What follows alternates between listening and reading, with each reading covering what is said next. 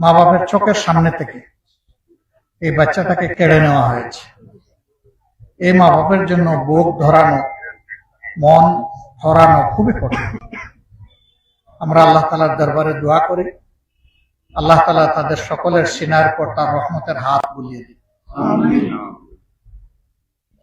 লম্পট যে কাজটি করেছে তার একমাত্র শাস্তি হচ্ছে তার দুনিয়ায় বেঁচে থাকার অধিকার নেই। তাকে দুনিয়া থেকে তার প্রাপ্য নিয়ে বিদায় নিতে হবে। এরকম লম্পটদের শাস্তি যদি কোনো সমাজে না হয় তাহলে লম্পটদের দৌরাত্ম্য বেড়ে যাবে। আমরা লজ্জিত জাতি হিসাবে। এখানে হয়েছে ফাহিমা, ঢাকায় হয়েছে রামিসা।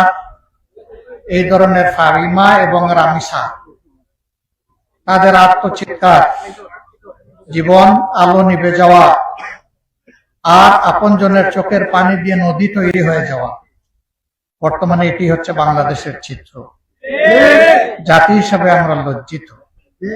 আমরা নিজেকে ধিক্কার জানাই যে আমরা মাসুম বাচ্চাদেরও ইজ্জতটা আমরা রক্ষা করতে পারছি না। আমরা আবার বড় বড় কথা বলি, আমরা ধমকের সুরে কথা বলি।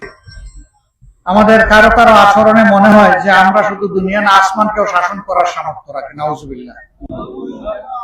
দুনিয়া আসমান শাসন করার একক এখতিয়ার হচ্ছে দুনিয়া এবং আসমানের যিনি মালিক সেই রব্বুল আলামিন।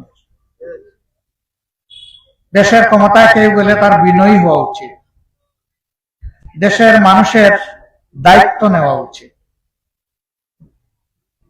ক্ষমতায় যাওয়ার মানে হচ্ছে গড়ে মালিকগুলো ঘুমাবে শান্তিতে, চকিদার তাকে পাহারা দিবে। আমরা চকিদার, আমরা পাহারাদার, কিন্তু পাহারাদারদের হাব ভাব মাঝে মাঝে মালিকের মতো হয়ে যায়।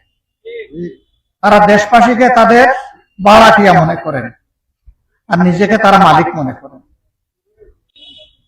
আমরা এটা নিন্দা জানাই। স্বরাষ্ট্রমন্ত্রীর দায়িত্ব কালপিটদেরকে খুঁজে বের করে আইনের আওতায় আনা, আইনমন্ত্রীর দায়িত্ব এদের ফাঁসি নিশ্চিত করা। এত বড় অপকর্ম জাকির একা করে নেয়।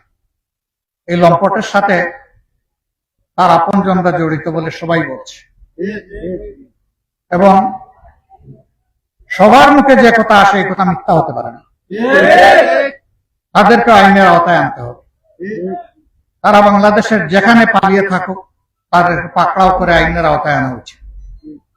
তাহলে ভবিষ্যতে কোন লম্পট কিংবা লম্পটের সহযোগী হওয়ার দুঃসাহস কারো হবে না। এই বিচার প্রক্রিয়া এখনো শুরু হয়নি।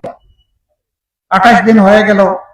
এত বড় চাঞ্চল্যকর একটা ঘটনা সারা দেশকে নাড়ালো, দুনিয়ার মানুষ কাঁদলো, কিন্তু এখন পর্যন্ত একটা চার্জশিট দাখিল হলো না।